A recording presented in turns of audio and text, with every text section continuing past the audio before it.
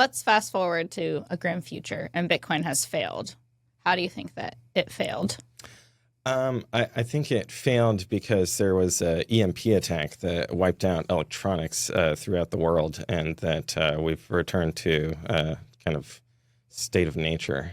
So that's, and I think that's the beauty of Bitcoin's decentralization. Is like that's literally what you got to do to make Bitcoin fail. And that's so yeah, that's the failure scenario I have, unfortunately. What do you think that we can do to mitigate that risk? Yeah, so I think that it comes down to the fact that we have to be engaged citizens. I think that there's a temptation with Bitcoin of saying, oh, it's inevitable. I don't need to do anything. I'm just going to sit on my hardware wallet now. But the reality is that we can go out there and we can change what happens in the world. And so, this most recent election, whatever you think of Trump or whatever, the reality is that the Bitcoin voters were the swing voters in some very key parts. Like Senator Bernie Moreno in Ohio, who replaced Sherrod Brown, who was like terrible anti-Bitcoin. But all this to say that I think Trump lowers the risk of a nuclear attack. So that's good.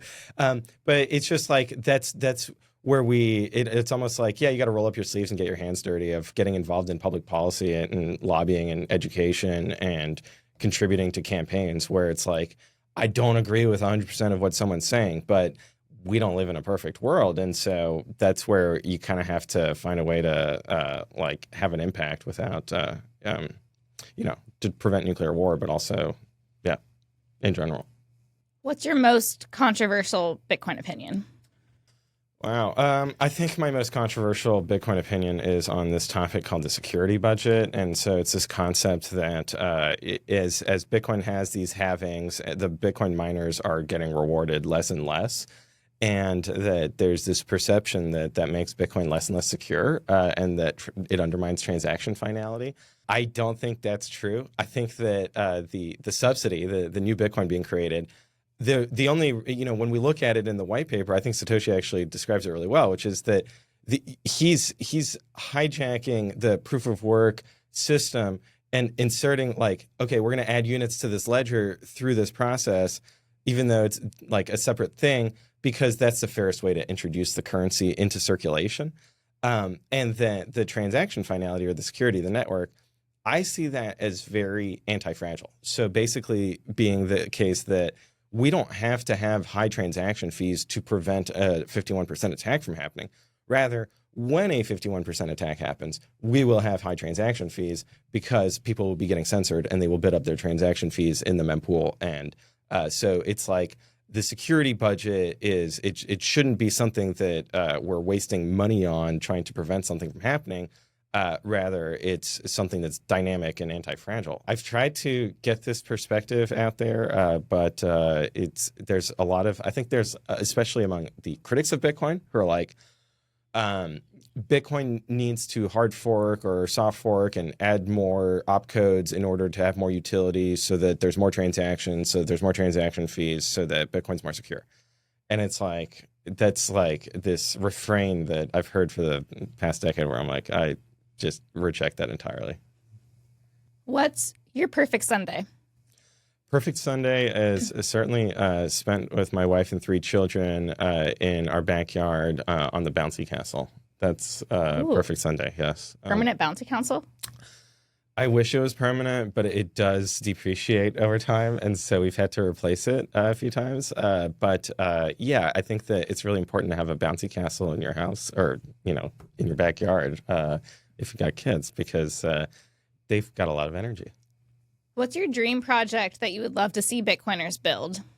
So this is getting built, but basically having it so that there's one piece of software, Bitcoin Core, Bitcoin QT, whatever you want to call it, that the reference implementation of Bitcoin where you run a node and it's got an embedded hardware wall, or it's got a wallet adjacent to the node attached to it, and you can plug in hardware wallets and they just work with the Bitcoin Core software, and then you can set up a multi-sig that degrades over time. So saying that, okay, this is going to start out as 4 or 5, but then after 6 months, it's going to be 3 of 4. And then after 6 months. So that I think would be like the perfect security model from the point of view of minimizing the attack surface by just having one piece of software that it's got lots of eyeballs on, and then having the ability to use different hardware wallet vendors so that you kind of remove a lot of supply chain risk around hardware wallets, and then the time locking aspect of it so that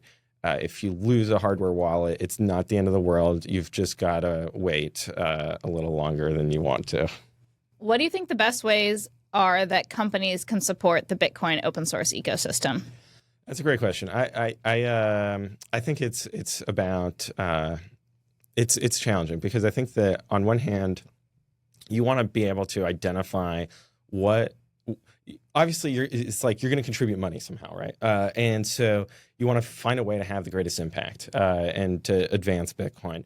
And to do that, you actually have to have a lot of knowledge about Bitcoin to be able to say this is valuable or this is a waste of time. And it's quite often a judgment call, right? It's like an opinion, it's because it's like any other investment decision of.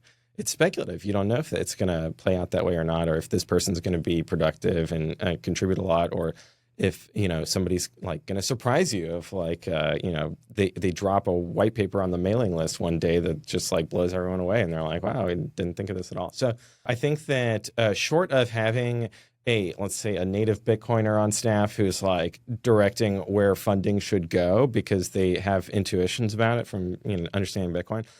There's great organizations like Brink, for example. I know Spiral. I don't know that Spiral takes outside money, but OpenSats.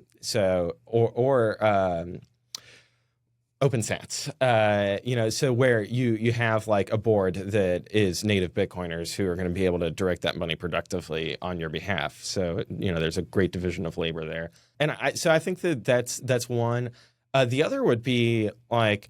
Maybe the company's software itself should be open source. And so that way your in-house developers can get into this mindset of they're part of an ecosystem, they're going to contribute upstream, and that they're not just like in-house enterprise developers doing proprietary software. But it's not for all developers. Like some developers just don't like doing open source, and I get it because it can be it's a different culture. But yeah, that's my answer.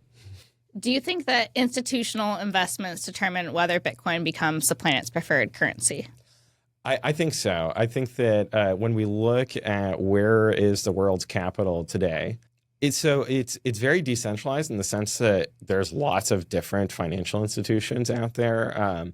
You can point to some big ones, but even they're not like they don't control the whole system. The only institution that controls the whole system is the Federal Reserve. It's the central banks, and arguably the other central banks don't even matter. Like the European Central Bank or Japanese, they don't matter. It's only the Federal Reserve because that is the world's reserve currency, and so they're able to completely control the whole economy. So that's where to me, like if Bitcoin. If all it accomplishes is replacing the Federal Reserve with a decentralized monetary system, and every layer above that remains exactly the same, I think we've accomplished the mission.